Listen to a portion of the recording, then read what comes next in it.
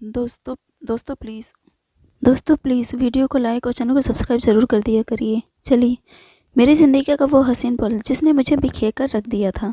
मैं मुंबई का रहने वाला हूँ। मेरा एक छोटा प्यारा सा बेटा है। मेरे घर मम्मी, चाची और मेरी बीवी भी रहती है।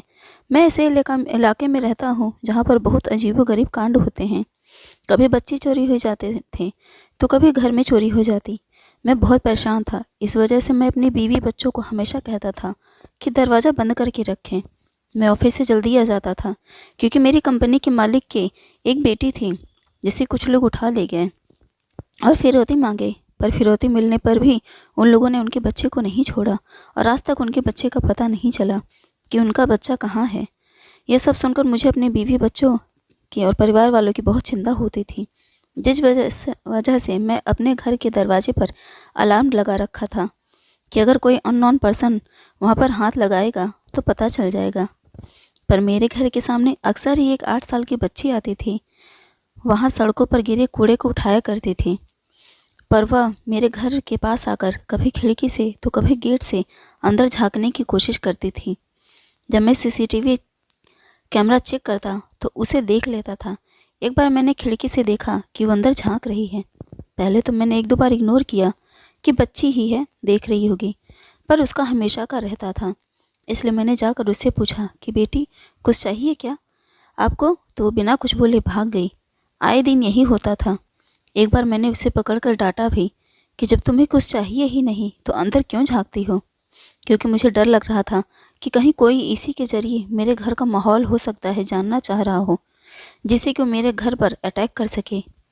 इसलिए जब वह लड़की एक दिन झांक रही थी तो मैं जाकर उसे ज़ोर से डांट लगाई और जब वो भागने लगी तो मैंने उसका पीछा किया, जिससे कि मैं यह जान सकूं कि वो कहाँ से आती है और अगर इसके माँ बाप मिलेंगे तो मैं उनसे इसकी शिकायत करूँगा। वो लड़की मुझे पीछा करते हुए देख ली और भागते भागते एक गली में घुसी और एक झोपड़ी में जाकर अंदर घुस गई। उसके पीछे मैं भी बिना कुछ बोले अंदर घुस गया, क्योंकि मैं देखना चाहता था कि अंदर कौन है, अगर माँ बाप है या कोई गिरोह बैठा हुआ है। डर तो लग रहा था, पर मैं अंदर घुस गया और फिर अंदर का नज़ारा देखकर मेरी रूह कांप गई। जब मैं पढ़ाई करता था तो मेरे माँ बाप को मुझसे बहुत उम्मीदें थी, क्योंकि मेरे माँ बाप बहुत गरीब थे। उन्होंने किसी तरह मुझे पढ़ाया लिखाया और मेरी बड़ी बहन की शादी की। मेरे माँ बाप मेरी शादी एक अच्छी लड़की से करना चाहते थे, इसलिए कि जिससे वह घर को संभाल सके। मेरे घर में इतनी तंगी थी कि हम लोग एक टाइम का खाना खाते थे तो एक टाइम पानी पीकर रहते थे। इसलिए मेरे माँ बाप की इच्छा थी कि मैं पढ़ लिख लूँगा तो हमारे अच्छे दिन आ जाएंगे, और मैं भी दिन रात वैसे ही मेहनत किया करता था। जब मेरी नई नई जॉब लगी तो उसी कंपनी में एक सुमोना नाम की लड़की थी। वो मुझे बहुत पसंद थी। धीरे धीरे हमारी दोस्ती हो गई और हम एक दूसरे से प्यार भी करने लगे। जब हमारी शादी की बात चलने लगी तो सुमीना भी बहुत खुश थी और मैं भी बहुत खुश था। मेरे माँ बाप को शिमोना बहुत ही ज़्यादा पसंद थी, क्योंकि वो बहुत खूबसूरत थी ही और उसके साथ साथ वह समझदार भी थी। हम लोग गरीब हैं यह जानने के बाद भी उसने मेरा साथ कभी नहीं छोड़ा और हमारी शादी तय हो गई। जब मैं बारात लेकर उसके घर पहुंचा तो पता चला कि वह घर छोड़कर भाग गई है। उसने चिट्ठी लिखी थी कि दोस्ती और प्यार तो सही है, पर मैं एक गरीब इंसान के साथ ज़िंदगी नहीं बिता सकती। यह सुनकर मुझे बहुत धक्का लगा था और हमारी बहुत ज़्यादा बदनामी भी हुई। लोग यह कह रहे थे कि गरीब होकर ऊंचा ख्वाब देख रहा था, अमीर घर की लड़की को फंसाया था। ये सदमा मेरे पापा बर्दाश्त नहीं कर पाए और उन्हें हार्ट अटैक आया और वो हम सबको अकेला कर इस दुनिया को छोड़कर चले गए। उस दर्दनाक समय में मेरी माँ ने किसी तरह मुझे संभाला, क्योंकि मैं भी उस समय बहुत टूट गया था। पर ऐसे ही बैठकर काम नहीं चलने वाला था, इसलिए किसी तरह मैं अपने जॉब पर जाने लगा।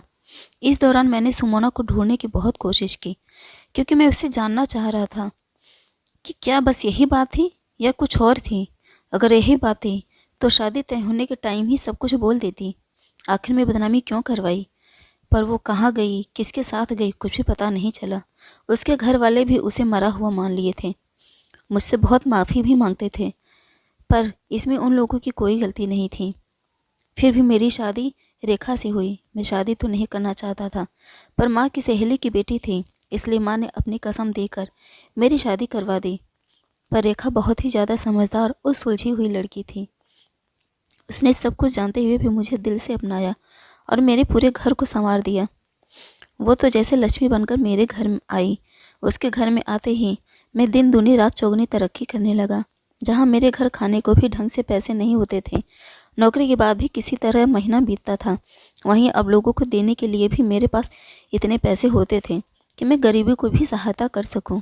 इसलिए मैं छोटी बच्ची को सोचता था कि गरीब है, इसकी कुछ सहायता करूं। पर यह बच्ची हमेशा से भाग जाती और जब उस दिन मैं उसके झोंपड़ी में पहुंचा तो वहाँ का नज़ारा देखकर मैं सन्न रह गया, क्योंकि वहाँ पर पूरा सामान बिखरा हुआ था। 2 लोग कपड़े में लपेटे हुए पड़े थे, जैसे कि कोई बहुत गहरी बीमारी में जकड़े हुए हों, और अजीब सी बदबू आ रही थी। उन लोगों की शक्ल को देखकर मैं कांप गया, क्योंकि उनकी शक्ल ही ऐसी थी। हाथ पैर की उंगलियां तो जैसे गायब भी हो चुकी थी। मैं डर के मारे बाहर आ गया।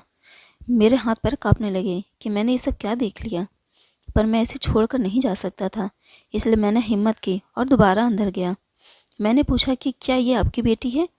तो वहाँ पर पड़े दोनों लोग बोले कि हाँ, यह हमारी बेटी है। उसकी आवाज़ में बहुत दर्द और कपकपाहट वाली आवाज़ थी। मैंने बुलाया, बेटी तुम इधर आओ, पर वह नहीं आ रही थी। तो वे लोग बोले कि बेटी जाओ, ये अंकल बहुत अच्छे हैं, तुम्हें कोई खतरा नहीं होगा। यह बात सुनकर मुझे बहुत अजीब लगा कि इन्हें कैसे पता कि मैं अच्छा हूँ या बुरा हूँ। इसलिए मैंने पूछा कि क्या आप मुझे जानते हैं? तो उस आदमी ने कहा कि हाँ, मैं आपको जानता हूँ। तो मैंने पूछा कैसे, और ये आप सबको क्या हुआ है, और आपकी बेटी मेरे घर में क्यों झांकती है? मैंने उसे बुलाया भी, पर वह मेरे पास नहीं आई। तो बगल में पड़ी औरत ने कहा कि आपको हम लोग बहुत अच्छी तरह से जानते हैं। पर मैंने कहा कैसे? उन लोगों की आवाज़ में बहुत कपकपाहट थी, इसलिए बात कुछ ठीक से समझ ही नहीं आ रही थी। मैंने कहा कैसे जानते हैं, और आप सबको क्या हुआ है? तो आदमी ने कहा कि शायद किसी पाप की सज़ा मिली है हम लोगों को। हम लोग अच्छे खासे घर से हैं, पर एक एक्सीडेंट में हमें बहुत चोट आई, और वो चोट ठीक होते होते इस रोग ने घेर लिया, और इस वजह से हमारे घर वाले ने हमें घर से बाहर निकाल दिया। इलाज करने के बजाय हमसे मुंह मोड़ लिया। बस हम लोग कुछ दिन के मेहमान हैं। हमारी सारी उंगलियां हाथ पैर के ख़त्म हो चुके हैं। उनकी शक्ल भी बिगड़ चुकी थी, इस वजह से मैं अभी भी पहचान नहीं पा रहा था।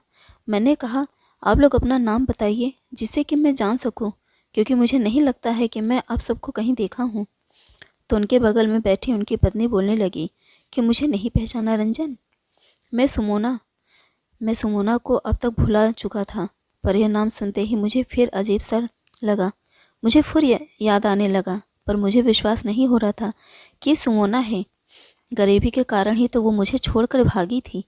इतनी गरीबी में यह, और फिर इसकी हालत ऐसे कैसे हो गई? तब मैंने पूछा, क्या आप झूठ बोल रही हैं ना? तो वो बहुत ही ज़्यादा खूबसूरत थी। तो बोलने लगी, हाँ, इसको खूबसूरती के चक्कर में और पैसे के लालच में मैंने तुम्हें धोखा दिया, और शायद इसी बात की सज़ा भगवान ने मुझे दी। तो मुझे लगा कि हाँ, सच में यह सुमोना है।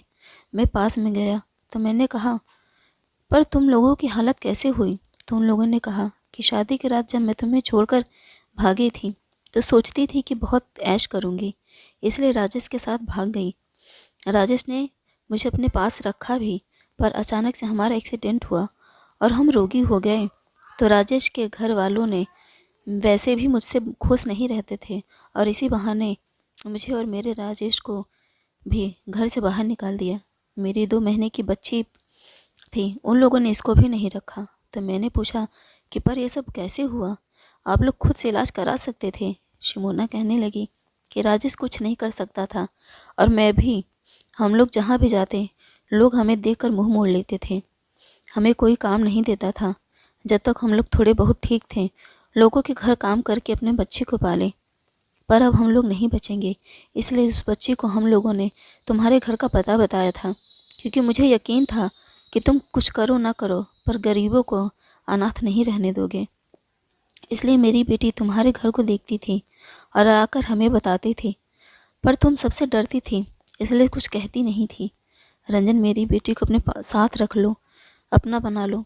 मैं चुप था। मुझे समझ नहीं आ रहा था कि मैं क्या कहूँ, क्योंकि मुझे सुमोना के ऊपर बहुत गुस्सा आ रहा था और मैं उसकी सहायता करूँ, पर इस दयनीय स्थिति में वह थी कि मैं क्या कोई दुश्मन भी होता तो वो भी सहायता करता। मैंने कहा ठीक है, मैं इस लड़की को घर तो नहीं रख सकता क्योंकि पता नहीं मेरी बीवी घर पर रखेगी कि नहीं, पर हाँ, मैं जहाँ भी रखूँगा अच्छे से देखभाल करूँगा। तब उस आदमी ने बोला कि यह मेरी बेटी नहीं है, ये बेटी बल्कि आपकी ही है रंजन बाबू, क्योंकि जब सुमोना घर से भागी थी तो वो प्रेग्नेंट थी। उसने आपको नहीं बताया। यह सुनकर मारो एक बार फिर मेरे पैरों तले ज़मीन निकल गई। मुझे सुमोना पर बहुत गुस्सा आया, पर अब कोई फ़ायदा नहीं था। उसने जो करना था वो कर चुकी थी। मैं सुमोना से अब तक नाराज़ हूँ। मैं उसे ज़िंदगी में कभी नहीं माफ़ कर सकता। हाँ, उसकी ऐसी स्थिति को देखकर थोड़ी सी दया तो आ ही रही थी, इसलिए मैंने उन लोगों को अस्पताल में एडमिट कराया, उनका इलाज करवाया, पर डॉक्टर ने कहा कि बहुत देर हो चुकी है, ये लोग नहीं बचेंगे। मैंने अपनी बेटी को अपने गले से लगा लिया और मैं अपनी बीवी को सारी बात बता दी। मेरी बीवी बहुत ही ज़्यादा सुलझी हुई औरत है। उसने बोला कि भले ही इसे पैदा किसी और ने किया है, पर अंश तो आपकी ही है, ये हमारे साथ ही रहेगी। उसने मेरी बेटी को दिल से अपना लिया, बहुत अच्छे से रखती है। आज मेरी बेटी बड़ी हो गई है, जॉब कर रही है। मैं सुमोना और उसके पति को तो नहीं बचा सका, पर मैंने अपनी बेटी को बहुत प्यार दिया। बेशक सुमोना इस दुनिया में नहीं है, पर मैंने उसे आज तक माफ़ नहीं किया और ना ही कभी कर पाऊँगा, क्योंकि इसकी वजह से मैंने और मेरे परिवार ने बहुत जिल्लत और दुख सहे हैं। उस हादसे को भूलने में मुझे बहुत समय लगा था। हो सके तो कोई किसी को भी धोखा मत दे, क्योंकि सबकी अपनी इज्जत होती है। गरीब हो या अमीर हो, सबको अपनी इज्जत बहुत प्यारी होती है। आज हम लोग खुश हैं, मेरी बेटी भी बहुत खुश है, और ऊपर वाला करे कि ऐसी ही खुशियाँ हमारे घर पर आती रहे और हम सबको बांटते रहें। मैं गरीबों की सहायता करता हूँ, भगवान ने चाहा तो आगे भी ऐसे ही सहायता करता रहूँगा। तो दोस्तों, इस कहानी के बारे में आपका क्या कहना है? ये थी मेरी कहानी। अगर मेरी कहानी अच्छी लगी हो तो प्लीज़ कमेंट करके ज़रूर बताइए, और वीडियो को लाइक और चैनल को सब्सक्राइब ज़रूर कर दीजिएगा। फिर मिलती हूँ मैं अपनी अगली कहानी में। यह कहानी सुनने के लिए आप सबका दिल से बहुत बहुत धन्यवाद।